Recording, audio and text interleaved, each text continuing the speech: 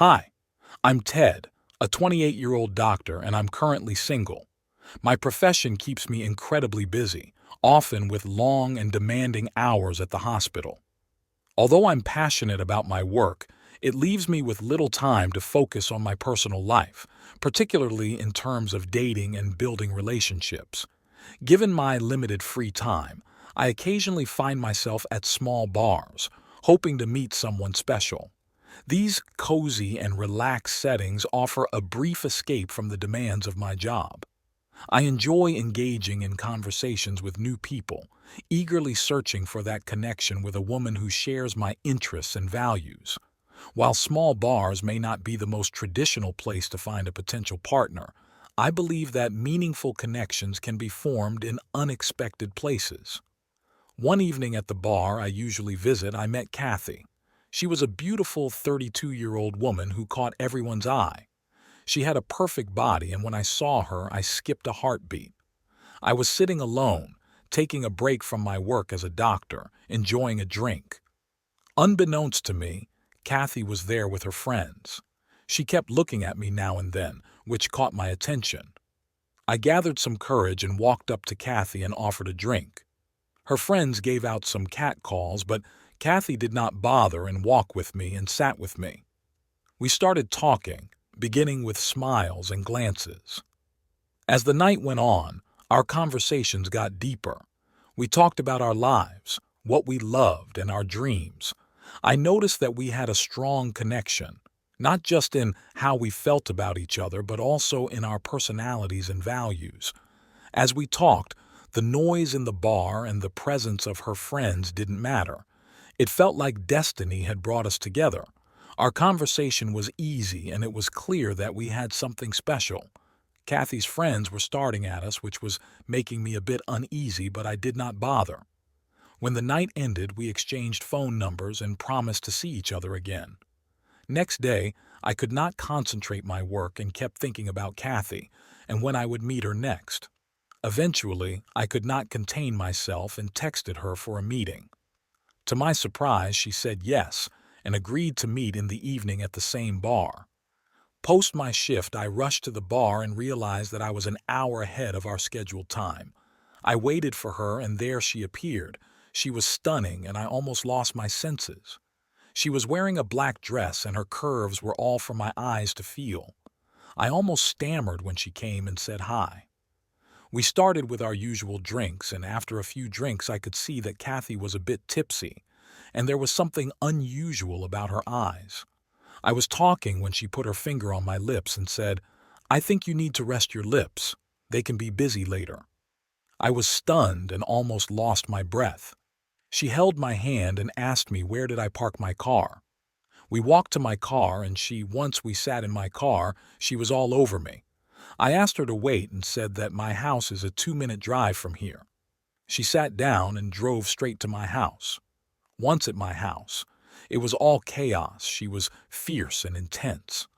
I have dated twice and been intimate with my partners, but this was nothing I'd ever experienced.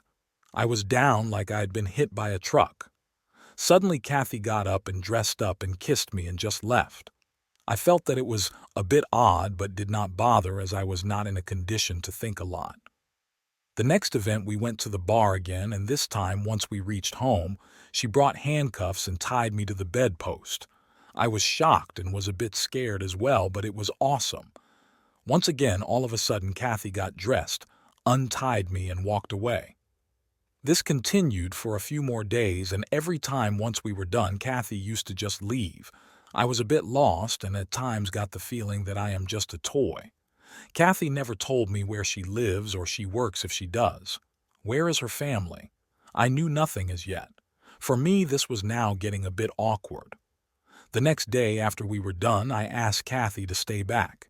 She looked back at me and kissed me and just said, "Not tonight." She left again. The next day, once she left, I secretly followed her. She took a cab to a quiet suburban part of the city. She walked in a decent-sized house. I parked a distance and quietly walked towards the house. What I saw was shocking. She went in and I could see her in the arms of another man. They were kissing each other, and it seemed that they were more than dating. I was furious and totally distraught. I returned home and just lay on my bed. My mind was spinning with questions. Why was Kathy with that man? Who was that man? What is Kathy's relationship with me? Next day, I called my hospital and asked for a 5-day leave for an emergency at home. I drove to Kathy's home. I saw that man drive out with Kathy kissing him goodbye from the door. I followed the man to his workplace and he walked into an engineering firm. I went home and saw that Kathy texted me to meet her again in the evening. I told her that I was in the hospital with some emergency and would not be able to meet her today. I had to control my emotions so as to not let Kathy know that I was on to her. At this very dark moment, I went to the only friend I have, Bill. Bill and I have been friends since we were in school. We did our school together and have been buddies ever since. I called him and he came to my place. I told him everything. On hearing everything, he was furious, but all of a sudden burst out laughing at me. He called me a simp and toy boy. He further berated me, calling me all sorts of names. He then called me an affair partner. Then all of a sudden he got up and said, "It's time for action." He was always the one with weird ideas and plans. He asked for my credit card and I did not hesitate. He asked me to walk out of my house and go stay at his place for next 2 days and asked me to keep in touch with Kathy and not let my emotions get the better of me. I did the same. The next morning he came home and told me that Kathy is married and her real name is Elizabeth. She is married to Mark, an engineer by profession. They do not have any kids and have been married for the last 4 years. I was devastated. I was lied to when I was sleeping with a woman who was lying to me and was cheating her husband. Bill dropped another bombshell as he told me that Elizabeth was a habitual at bars and had been known to be going around with other men. Her husband, being busy at his office, has no clue about his cheating wife. Elizabeth had to pay for her crimes. Bill then let me know what he had done at my place and asked me to continue my ways with her. I called Kathy and asked to meet at our usual place. Meanwhile, Bill said he had some special toys for me to use and walked out saying, "Have fun."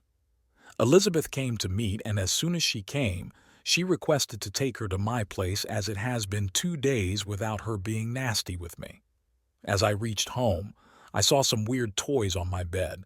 I have seen them in some movies and know that are to be used to tie women. Elizabeth was surprised and seemed quite happy.